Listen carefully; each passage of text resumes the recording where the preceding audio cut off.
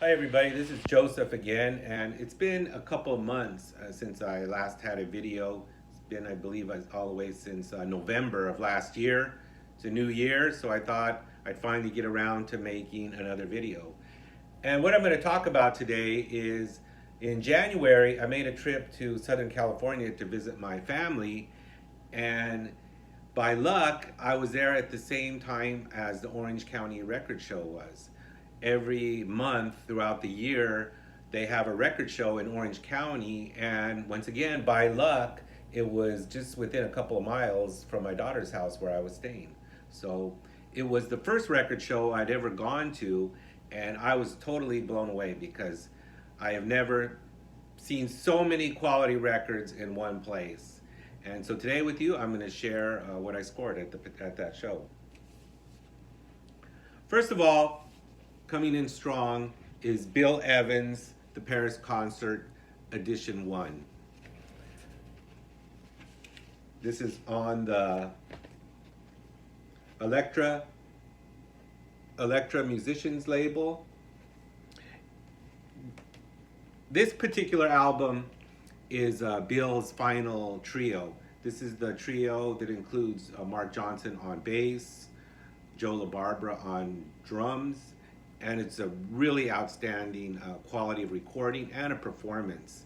When what caught me surprised at the record show, it was super cheap. I believe I paid, I think $5 for this, and it was literally brand new. I mean, this is the kind of, when I saw this, I was totally amazed that this is the kind of stuff you can actually score at a record show, which is almost unheard of to find in the wild in Texas. So started off big with the Bill Evans Trio, live, the Paris Concert Edition. Actually, this is Edition 2. There's also a first edition, but there's some great songs on here, including a long extended version of an artist, which Bill always stretches out very well with the trio.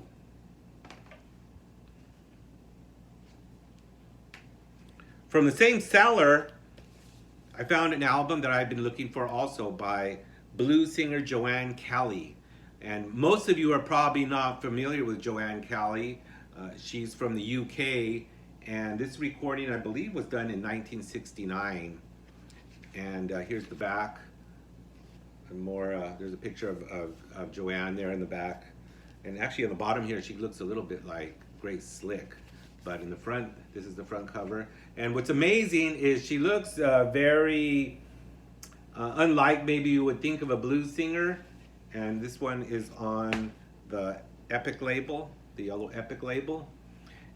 And what's really remarkable about Joanne Kelly is she plays the Mississippi Delta style blues, pretty much unaccompanied guitar, and her vocals and her guitar style, it sounds like she's straight out of the Delta. And on this particular album, she does a couple, I think one blues standard called Whiskey Head Woman, and then all the rest are originals, but all done in the Delta style, and she just tears it up. She is really remarkable and incredible, and if you have not heard Joanne Kelly, I encourage you, and you love the blues, check her out, because she is an amazing artist, and I was able to find this clean copy right there at the Orange County Record Show, Joanne Kelly.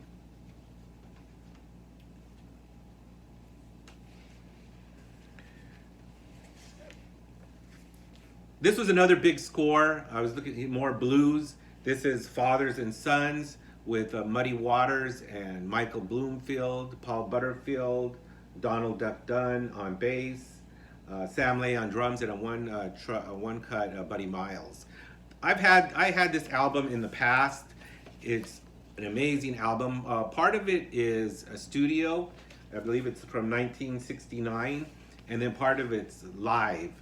And this is some of my favorite later day Muddy, because him and Michael Bloomfield and Paul Butterfield, they are just perfectly matched. And Muddy's in great form throughout the album, as is Paul Butterfield. One of the best cuts on here is Walking Through the Park, where Butterfield just does a rip-roaring solo in the middle of it. And also the album closes with an outstanding version of Got My Mojo Working, where on that particular track it's Buddy Miles on drums. But all in all, it's a great album. It's he does a great version of Can't Lose What You Never Had, Mean Disposition, 40 Days, 40 Nights, Standing Around Crying, I'm Ready. And it's in great condition. It's kind of pulls out kind of like a old time 78 in the inside like this. And it's a double album, and it's on the chest label, but it's got a unique label like that, kind of like the beginning of time when there's the two hands touching each other. So once again, Fathers and Sons, Muddy Waters, and Paul Butterfield. Another outstanding score was Chet Baker, Chet. And this is an OJC. So once again, I was really jazzed to find this one, no pun intended. And of course, this is on the White Riverside label in really clean condition. Of course, if you're following Record Store Day, you know this is going to be released by Kraft Records, and it's going to be the mono version. This is the stereo version, the OJC, but I'm real satisfied with this one. And as tempting it is to maybe get the Record Store release in mono, I'm perfectly happy because the OJCs, as most jazz fans know, are outstanding value for the buck, and couldn't be happier with the OJC.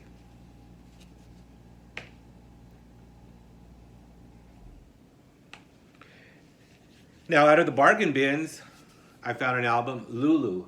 This one is called New Routes, or New Roots, however you want to say it, New Routes. And it's on the Atco label. And I've been a big fan of Lulu since the To Sir With Love days. And on this album, what I found exciting about this is she went to Muscle Shoals. And Duane Allman is on this album. Lulu's in great form. She does play one of her hits that became a hit, Oh Me, Oh My, which is a great song.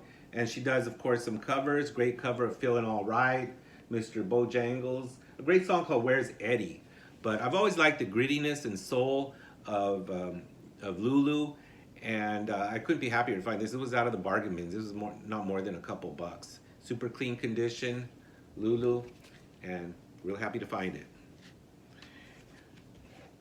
Another one that I found was the Supremes. And what's remarkable about this album is this is the version of the Supremes without Diana Ross. This is Jean Terrell on lead vocals. Mary Wilson was still in the band. And of course it's on the traditional Motown label. You can see it there. And also what's unique about this album is Jimmy Webb, the singer, songwriter, produces and wrote most of the songs on the album. And it's somewhat a different sound for the Supremes, but really nice album. And how I grew to appreciate the later day Supremes with Jean Terrell is there's a podcast called I'd Buy That for $1. And if you have never heard of it, check it out. I'd buy that for $1. And they get into albums that you might find typically in the dollar bins, and they dig deep into them and share with you. And so I heard about one of their other albums. I think it's called, I can't remember the name of the title, but I checked that one out and I really liked it. So I thought, why not give this one a chance? This is not more than a couple bucks. The cover is kind of weird. It's got some white out or something on the side, but the vinyl itself is in great condition, and it's a solid album. Jimmy Webb producing the Supremes with Jean Terrell. So those are my finds that I found at the Orange County Record Show. I see on the calendar they're there throughout the year, and maybe by chance I'll be able to show up another one. So for now, that's it.